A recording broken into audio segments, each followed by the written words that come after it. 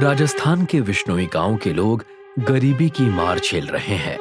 एक बाबा आते हैं और गांव वालों से कहते हैं कि सूखे कुएं में सोने का खजाना है, जिसकी रक्षा स्वयं धन पिशाचनी कर रही है। धन प्राप्त करने के लिए धन पिशाचनी को नर बलि देनी होगी। बंधन टूटता है, पिशाचनी निकलती है, लेकिन गांव के लोग उसे नर बलि नहीं देते। वो गुस्से में बाबा को मौत के घाट उतार देती है। धन पिशाचनी के जागृत होने के बाद गांव में भयानक घटनाएं होने लगती हैं। अघोरी से धन पिशाचनी कहती है कि वो तभी गांव छोड़कर जाएगी जब गांव वाले काल सखा की बलि देंगे। अब आगे प्रधान सहित गांव के सारे लोग शमशान घाट पहुंचते हैं तो देखते हैं कि शमशान में कुछ लाशें जल रही हैं और उस अग्नि की रोशनी से काल सखा का चेहरा चमक रहा है। काल सखा बैठा है, उसके गले में अस्थि माला है, ललाट पर रक्त तिलक है, समाधि मुद्रा में है, नेत्र बंद हैं, चारों ओर खोपड़ियां हैं और कपाल में अग्नि जल रही है। काल सखा अपनी आंखें नहीं खोलता है। काल सखा अपनी आंखें खोलो। ये कुछ बोल क्यों नहीं रहा है? प्रधान जी, क्या आप पता ये काल सखा नहीं हो? धन पिशाचनी झूठ नहीं बोलेगी, पक्का यही काल सखा होगा।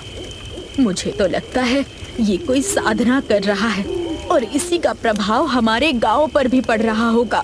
एक काम करो, इसके सामने जल रही अग्नि पर पानी डाल दो, इसकी साधना टूट जाएगी। प्रधान के कहने पर गांव का ही एक आदमी काल सखा के सामने जल रही अग्नि पर पानी डाल देता है। जैसे ही आग बुझती है, काल सखा क्रोधित हो जाता है। रे मूर्ख, ये तूने क्या किया? मेरी 10 साल की मेहनत पर पानी फेर दिया। मैं तुम लोगों को नहीं छोड़ूंगा। पहले तुम बचोगे तभी तो कुछ कर पाओगे। पकड़ तो लो इसे और ले चलो धन पिशाचनी के पास। प्रधान के कहने पर उसके आदमी काल सखा को उठाकर धन पिशाचनी के पास लेकर जाते हैं। ये लोग धन पिशाचनी के पास जा ही रहे होते हैं कि तभी अघोरी आ जाता है। तुम लोग ये क्या कर रहे हो? छोड़ दो काल सखा को। लेकिन बाबा, धन पिशाचनी ने तो आपके सामने कहा था कि उसे काल सखा की बलि चाहिए, तभी वो गांव छोड़कर जाएगी। ये सब उस धन पिशाचनी का छलावा है। सच तो ये है कि अगर तुम लोग काल सखा की बलि दोगे तो फिर धन पिशाचनी का नाश असंभव हो जाएगा। अरे बाबा, ये आप क्या कह रहे हैं? मैं सच कह रहा हूँ। मैंने अपनी तंत्र शक्ति से देखा है, अगर उस धन पिशाचनी का नाश कोई कर सकता है तो वो काल सखा है, इसीलिए वो इसे मारना चाहती है। क्या? लेकिन ये काल सखा कौन है बाबा?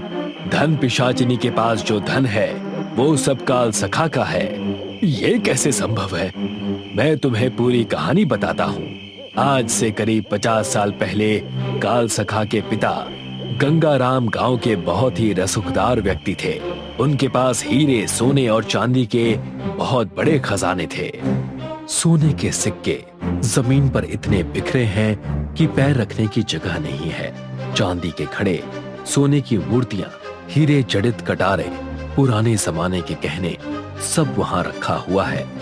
बेटा काल सखा, देखो ये सारा धन हमने दिन रात की मेहनत, खेतों में पसीना बहाकर ईमानदारी से कमाया है। कोई चोरी नहीं, कोई धोखा नहीं। तुम भी वैसे ही मेहनत करना, सुबह उठना, काम करना, इसे गंवाना मत। गंगाराम रात में गांव वालों से छुपकर अपना खजाना बेटे को दिखा रहा था, लेकिन उसके खजाने के बारे में गांव में बात फैल गई। मैंने देखा, कल रात गंगाराम अपने बेटे को खजाना दिखा रहा था। बहुत बड़ा खजाना है उसके घर में।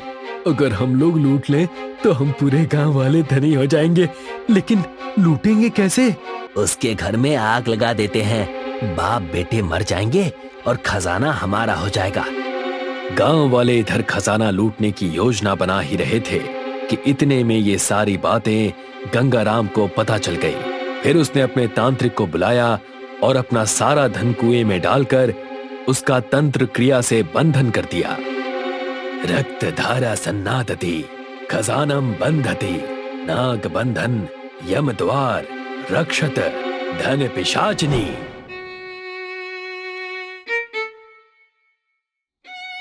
मुझे क्यों बुलाया है? हे पिशाचिनी, तू गंगाराम के धन की रक्षा कर। लेकिन तांत्रिक जी, मेरा धन गायब तो नहीं होगा? जब तू या तेरा वारिस धन पिशाचिनी से ये धन लेना चाहेगा, वो वापस कर देगी। लेकिन गांव वालों को इसके बारे में पता नहीं चला कि गंगाराम ने अपना सारा खजाना तंत्र बंधन से बांधकर कुएं में छिपा दिया है। गांव वालों ने रात में गंगाराम के घर में आग लगा दी। बचाओ बचाओ, आग आग! बाबा, जब घर में दोनों गंगाराम और काल सखा जल गए तो फिर ये कौन है?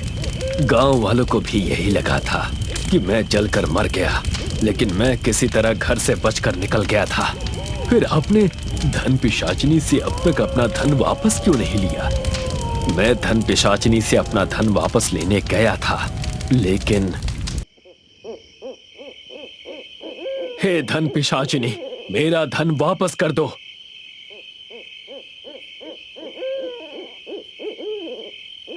तुम क्यों आए हो यहाँ? मुझे मेरा धन चाहिए।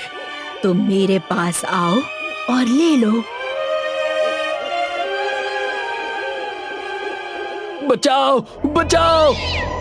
तभी सूर्योदय हो गया और शरीर पर सूर्य की पहली किरण पड़ते ही धन पिशाचिनी गायब हो गई और मैं बच गया। फिर वहां से भागने के बाद मैं पिछले 10 वर्षों से धन पिशाचिनी को पराजित करने के लिए लौह कपाल साधना कर रहा था। अब उसमें सिर्फ 1 वर्ष शेष बचे थे, लेकिन तुम लोगों ने उसमें विघ्न डाल दिया। अब मुझे पुनः 11 वर्षों की कठोर साधना करनी होगी। अब तुम्हें पुनः 11 वर्षों की कठोर साधना करने की कोई आवश्यकता नहीं है। मैं तुम्हें एक ऐसा उपाय बताता हूँ जिससे तुम कुछ ही पलों में धन पिशाचिनी को परास्त करने लायक शक्ति प्राप्त कर लोगे। लेकिन कैसे? तुम जटाधरा की शरण में जाओ। रात का समय है। एक सुनसान जगह शिव की मूर्ति है। उनके सामने काल सखा और अघोरी बाबा बैठे हुए हैं। काल सखा और अघोरी के चारों तरफ त्रिशूल गड़े हुए हैं। अघोरी जो मंत्र पढ़ते हैं, काल सखा उसे दोहराता है। थोड़ी देर के बाद वहां एक भयानक हंसी गूंजती है। धन पिशाचिनी प्रकट हो जाती है।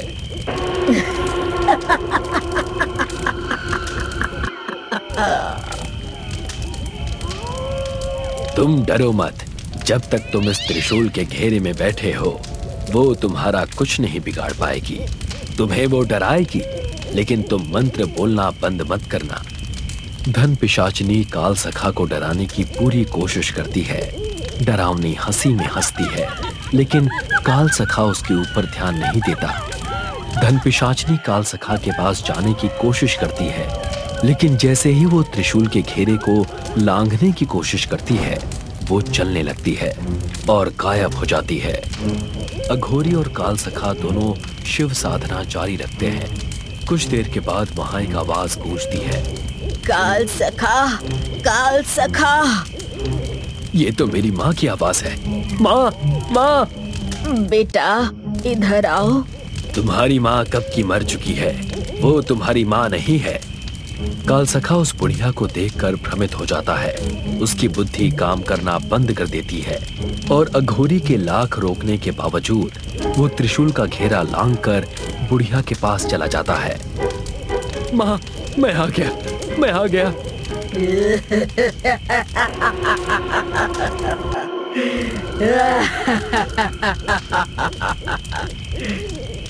काल सखा जैसे ही बुढ़िया के पास पहुंचता है, वो बुढ़िया भयानक धन पिशाचिनी के रूप में आ जाती है।